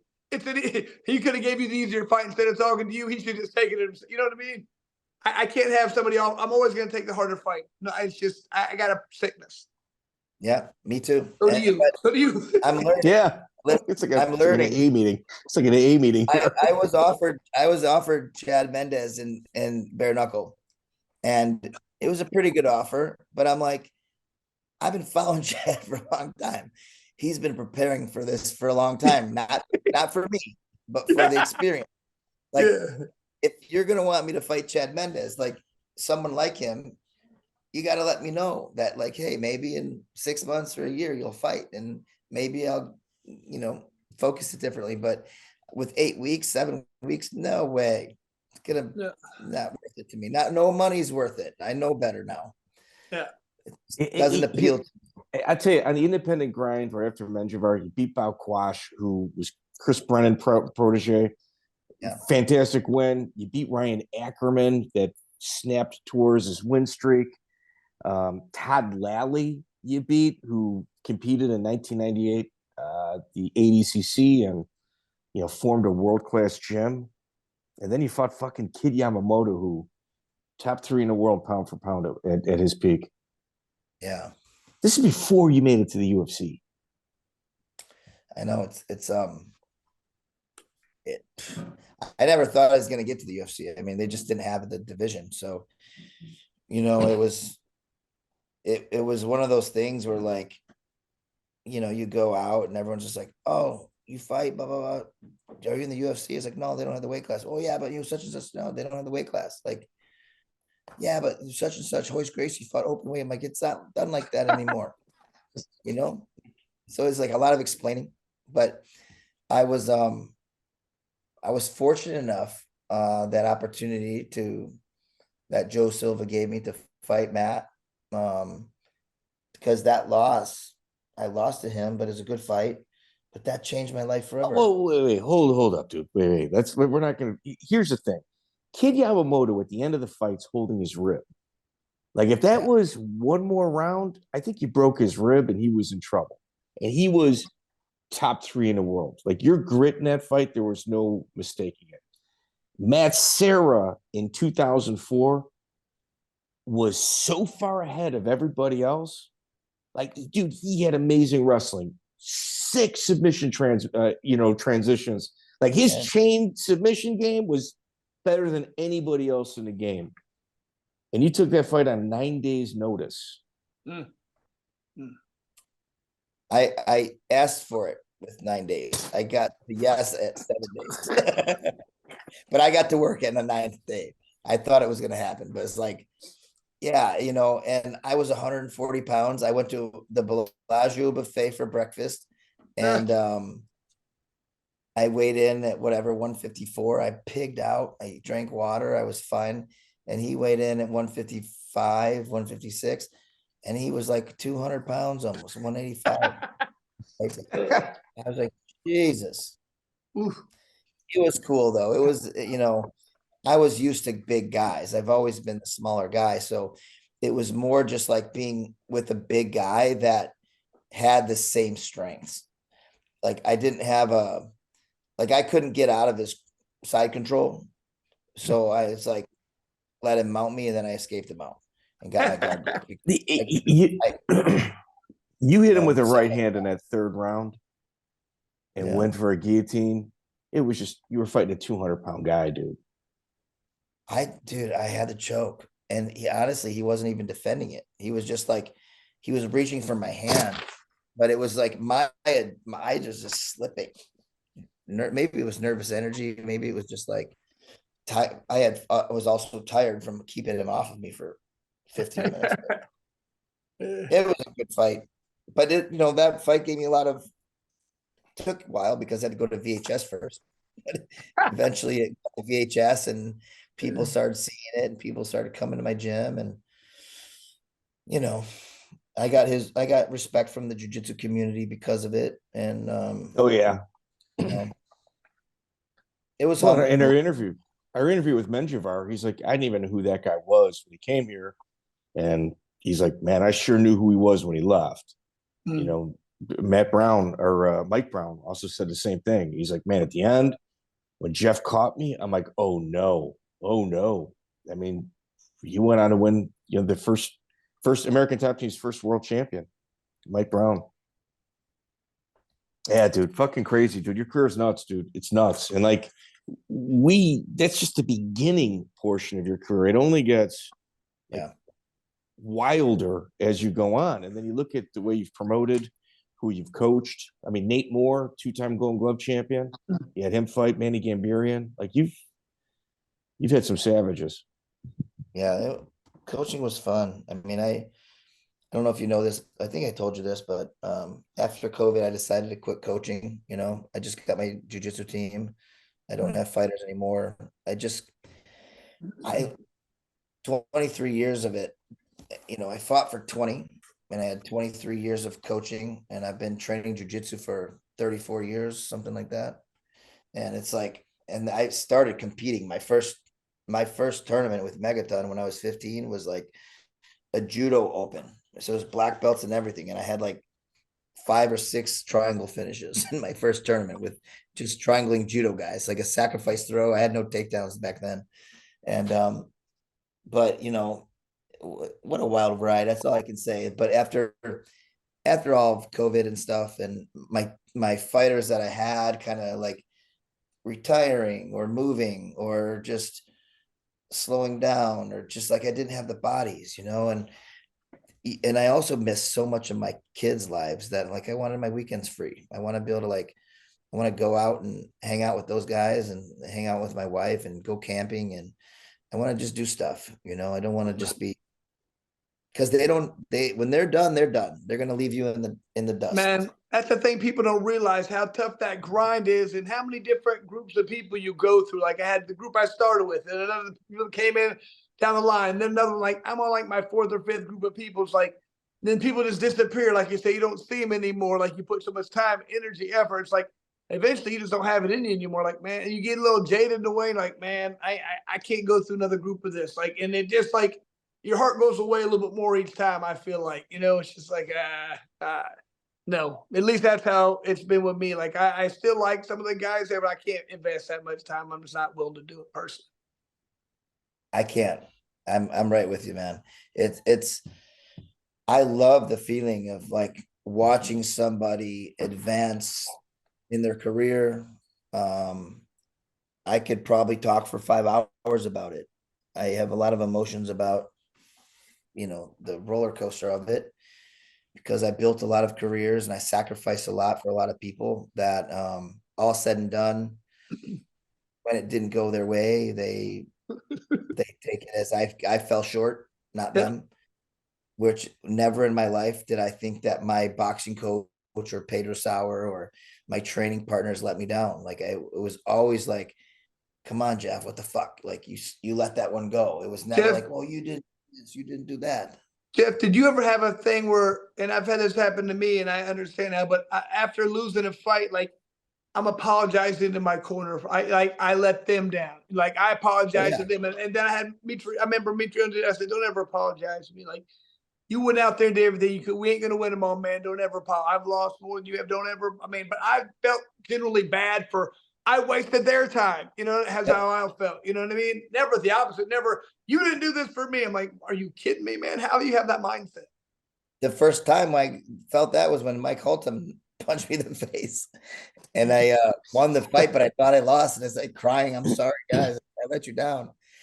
And I I don't know why we carry that with us, but I feel that is the difference of personality and people, and that's why you had the career you had.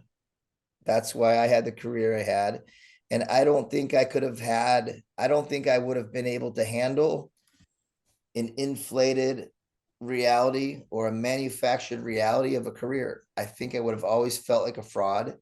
I would have always felt like I was taking a shortcut. So like that personality translates to coaching, and it translates into go, man, this guy does not need to be devoting every weekend to me. You know, he's my boxing coach, but he could be home with his, you know, with his family, or he could doing this. Like, I'm sorry, man, I let you down. Like I did have a friend lose money on me one time. I'm like, don't ever fucking tell me that shit again. Like, and don't ever bet on me. I'm like, Yeah. it's a horrible bet. Look at my record. You don't know. You know, there's gonna be times when I lose. Like, why take the chance on these like nail biters? Like, don't bet on me. Hey, it's good to hear somebody thinks the way I do about this stuff, man. And I feels I agree 100%. that old school mentality, I think. So last time I saw Jeff, it was Jeff, Dave Strasser, Josh Neer, and I'm like, dude, I got a picture with guy with over 250 fights between 3 guys. Like, no. We're getting this one. Jeff, that is your pre-UFC career. And I'd say it pales in comparison to what takes place after this. We're at the 90-minute mark. I'm telling you, Jeff, I think you're incredibly underappreciated. And that includes myself, especially at the time where we're roughly the same age. And everyone's kind of cutting their teeth at the time. And we're looking at you like, man, come on, bro. Meanwhile, you look at your background, you're like, fuck, you already did it. You already done it. It's like you're just watching people do what you did years prior. Dude, let me tell you something, man. You're as legit as they come here in the Midwest, dude. For sure. Well, listen, I appreciate you, Mike, and for having me on. And like I said, Chris, huge fan and always been a supporter of you and just the Midwest scene, man. Like the guys that got it. And, I'm not coaching MMA anymore. I have dabbled in thoughts of maybe trying to fight again or do this or do that. But it's best I suppress it and just train, have those hard sessions where I go home and wake up the next day and go, yeah, no, it's probably not a good idea. I can't walk. Well, here's my thing. I can't. I mean, I don't think you could either. I can't train hard 3 days in a row anymore. I can go. One day I'm a badass. I beat people's ass for a day. Day 2 might be tough. Day 3 it ain't happening. And you can't. I don't know how to go out there and not train hard. I bet you'd be the same way. You know what I mean? It's don't go out there and hurt. Don't put forth the best fighter because your pride. You know what I mean? I'm gonna do this even though you can't train all the way. That's why I decided I couldn't do it anymore. I had to find a new avenue. I do commentary now. You know what I mean? So that's what I do to fill that gap. Chris, really quick though, I want to ask you about this. Especially during our time, for myself, I had a team full of 45, 50 guys. Yeah. 30 of them or more were lightweights, like me, lighter weights. So if I fought on Saturday, I was still in sparring Tuesday night. Yeah. And I was still in sparring the next Saturday because we do MMA sparring most of the time, year round. We do sparring on Tuesdays for MMA, and then we do boxing rounds, 3-minute boxing rounds on Saturday after jiu-jitsu. And I was sparring with everybody, even when I wasn't in camp. And it was not fucking easy sparring, right? So you're out there just thinking oh, it'd be fun to train for once without cutting weight. But then you repeat this for 23 years. And the damage you take from sparring and the wear and tear you put on your body and your joints, it's probably, we could have probably benefited from 10 years of smarter, not harder type training, but it didn't exist. True. I didn't know how to do. Only thing, I was a bunch of knuckleheads from Indiana, man. All I did was go hard, 6 days a week, 2 times a day. Just go hard the entire time. And I hear these people, they don't even spar. Bitch, I sparred every day pretty much at my camp. Just going hard. I don't know how to go any other way. That's why I couldn't go back and fight again, because I know one way, and that's foot on the gas the entire time. A lot of hard work, a lot of hard training, a lot of hard sparring. That's pretty much all. I'm glad I went to bare knuckle and I started doing it different, figuring out, okay, I can't train the way I used to. I can't block and get inside all these punches. I have to parry and move my head more. And at the end of my career, I did that, but man, I took way too many punches. It was stupid, but I only knew how to go hard. That's the Midwest, not being in these great camps. That's just grinding out, being hard-nosed and tougher than everybody. And that's what me and you had to win. That was it. Yep, absolutely. And, of course, you try to sprinkle in whatever skill and knowledge you're trying to practice and work on and whatever. But at the same time, a lot of these guys are going to preserve their brain, but if they're not super slick, they're not going to be successful. So you got to have that. Even if you want to go, I'm going to train like this. Like Max Holloway was a grinder, but now he's smart. Now, fight with Gaethje, he trained with amateurs. He just worked his craft, didn't take the damn, now's the time to preserve. Whereas, we would just still keep banging it out. He's still banging out, but doesn't need to improve his heart anymore. It's been proven. Yeah. Well, he's already done that 10,000 hours. He's already got all that skill in the sparring. He's done it all. He doesn't need to do it anymore. Now he has to be smarter about it. And that's where you know, we just started. I mean, in the early days of our fighting, we were like rubbing two sticks together trying to figure this out. We were not having the benefit of being like one of the first generations. You know, he's more of a second generation. He did the hard stuff, and hell, you gotta remember when he first fought in the UFC, he was 20 years old. He was a seasoned veteran. I can't believe the guy's like 32 right now. I feel like he's been in there for about 15, 20 years already. Yeah, crazy. We'll just end on that note. But man, that fight with Max and Gaethje was dude, wait. Did anybody think Gaethje would lose? Like, I thought for sure he was like, I thought it's too big. I thought it's too big, and he's gonna kick his leg. I thought I mean, Max is my friend, and he's a teammate. You know, Ryland, his coach, is a good teammate, a good friend of mine, and I, of course, rooting for Max. But like the way Max fights is like, oh man, and even Max is like, dude, he's just punching past my face, and the wind is hurting me. You know, like. So yeah, I was hoping he wasn't going to take it, or take the hard shot, and he didn't. Yeah. So that was good. Yeah, Gaethje just needs one. He just needs one punch. Hey Jeff, I really appreciate your time. It's been an honor to talk to you, man. You know, always like watching you fight. It's cool to have you on. Thank you. Appreciate you guys. Take care, Jeff. How's it going, Mike? Chris Lytle finally made his appearance. I know, that's awesome. It's been the first time in a while. Late August. It's his first time this year. I didn't want to get specific. Yeah. All right, so Tyson, this is what's going on, dude. Ladies and gentlemen listening, just don't leave yet. All right, so there's this AI program called Wordly AI.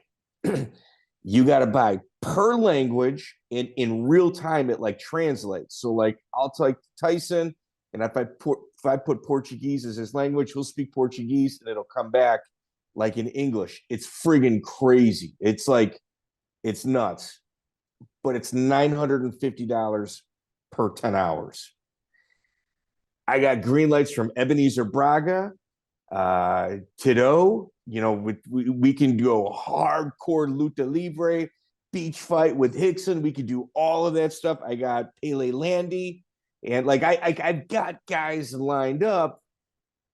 I just don't have $950. So if any of you guys, like, if you guys actually have this program at work, you can spare a couple hours, dude, please throw it our way. We'd love to line up some Brazilian guests. I mean, Ebenezer Braga, bro. What? I know. Braga? I know. Anyway, Tyson Green, what's going on at YouTube, dude? This gentleman right here has been savagely whooping that horse's ass over at YouTube. Well, I can't take full credit. I obviously have to share that off with Andy. That's our brethren from Scotland. The man's just been killing it on our Instagram channel. I've been uploading a lot of his videos and his shorts to our channel. So you'll be seeing daily short uploads every single day during the week. And as you know, our drops come on Monday. And be sure to check out our Instagram as well. As I said, it's just going to be free floating all the way through, and we're kicking ass, taking names. All right, so this is what's happening on the podcast side, like Spotify and Apple, Google Play, Amazon. So we got this guy, Michael Green, no relation to Tyson. He's just somebody that likes to read directions and kind of knows what buttons to click and whatnot. Never produced, nothing. I asked him to kind of look into the podcast side. So what he did was, if you look at a lot of our older videos on YouTube, there are older interviews on YouTube, there's no video. But some of the videos existed on Rumble. Like, we had like a mass deletion. Guy that used to be on the show really fucked it up bad. I don't even want to get into it. It's so ugly. And he coupled any live interview that we've done that video exists, he's put it on Spotify. With that, like, I don't think, like, Buzzsprout is our is our host. I don't think that they've always reported our stats, because like when we did the October UFC 1 month last October, and we're going to do something special this October as well. We're either going to do BKFC 1 and getting all the fighters on there, or we're going to do like UFC 2 or the Ultimate Fighter Season 1. We're going to do something cool in October. We're just trying to figure it out. So when we did that, we never got a ranking or anything, like nothing. It was just like, I'm looking at the numbers. I'm like, man, our numbers are freaking crazy good. We got to get some sort of, like, we're somewhere on the map. Yeah. So after he listed everything on Spotify with the videos, hit a couple different buttons. We're in the top 130, all, like, any sports podcast around, in the entire world here in the United States. We're in the top 130. Wow. And it's just like, but this is kind of like one of those times where we have highs, we have an ebb and flow in regards to, like, guests. I know if our last October had that same type of run, we would have been in the top 50 based on our numbers. Like, I'm looking at our numbers now, and I knew what our numbers then were. There's no way we're not in the top 50. So if everybody can like, share, subscribe, like, I'm not kidding. We might, like people might know who the fuck we are when I call, instead of going, yeah, I'm kind of a dork. I know this about you. I know that about you. Could you come in for an interview? So, dude, this Michael Green guy's kicking ass, dude. He's kicking. Yes, he is. We're nailing it, bro. Like, across the board. Like, I'm killing it on the research. You're nailing it on YouTube. Andy's killing it on Instagram. Michael Green's like whooping ass on Apple and podcast apps. Dude, it's kind of like it's kind of coming together. It's what I like to call firing on all cylinders. Yeah. And it's just like everybody's kind of doing their own thing, and it's all kind of working together, together. Sir. Yes, sir. On a side note, I used to post at mixedmartialarts.com, the underground forum. Used to. So Rich Chow, we had on. Tyson, I'm going to need you to do a little bit of research tomorrow. Okay. Rich Chow talking about censorship in regards to the underground forum, which he purchased. And he agreed, some crazy words you can't use, but in other contexts, you can be creative when saying something nasty to somebody. Fired all the moderators, who honestly, the entire board hated the moderators because of, like, they would kind of curb what it is everybody wanted to do. Yeah. They fired all the moderators, put AI in charge. You can't even write the word BUTT without it saying no. Bad word. If you write the word shoe, it's got ho in it, HOE. Can't write that word. And now they're going back and, like, changing history and deleting posts. There's a lot of that going on. Wow. So Tyson, tomorrow, when you get a chance, if you can just cut up me and Rich Chow talking about censorship, his expectations, his view for the board, because if we can make a tight little clip of that, there's several hundred people that are going to love to share that. Absolutely. Yes, sir. You got that. And I'm going to tell you another thing. I'm going to have a guest on. I might need a month or two to get him. I think I got something for Rich Chow. I just wanted to have it come out of somebody else's mouth. I kind of gave him a pass at the end of our interview. Like, he was real like, hey, dude, ask me anything. Anything. I hit him with the question, and, like, he knew that I knew, and he just like, he knew that I knew, and I wasn't going to say it, but let's not get too comfortable here. I got this. I got this. I need a little bit of time. Okay. I'll get the person. It's going to be interesting. I'm looking forward to it. Well, I mean, Rich loves censorship. I mean, loves censorship. Like, it's, I mean, so all I'm saying is the underground forum, I got you. Just need a little bit of time. I got you. And, I'm probably going to see Rich next time we're in California. Tyson, if you're there with me, I'm just going to have you hit record. And I'm not going to be aggressive. It's just, hey, Rich, let's talk about what you did to the site. I mean, you haven't commented on it publicly. Yeah, why not? I mean, I won't say anything. You don't want me to say anything. Like, you love censorship. Just, what do you got to say? Absolutely. That's a good idea. I'm looking forward to it. Hey, I'll be quiet, dude. I mean, I know you don't like, people conversating. So, yeah, Rich Chow really surprised a lot of people. Really surprised a lot of people. It's unfortunate. Like the guy we consider as one of us, like he's one of us. He's made some amazing fights. Strikeforce got bought by the UFC because of Rich Chow's matchmaking. He's legit. Wow. It's like you turn your back on your brothers. Okay. Is what it is. Tyson, like, share, subscribe. Are we plugging anything with you other than that thing on your wall over your shoulder? No, 58 Hounds and Whiskers. It's a rescue here in West Virginia. That if you ever need a dog out in this side, they're great. They got good setup and they're a good cause. Check them out. Yeah. You were heavily involved in rescue, just like that little dog behind you as well. Tyson Green, dude, I'm going to be honest with you, dude. We wouldn't be here today without your hard work. Thank you, brother. Appreciate you, Mike. Thank you, sir. Take care, T. Be good, buddy. You too, man. Bye. Check out the full interview on iTunes, Spotify, and all major podcast platforms.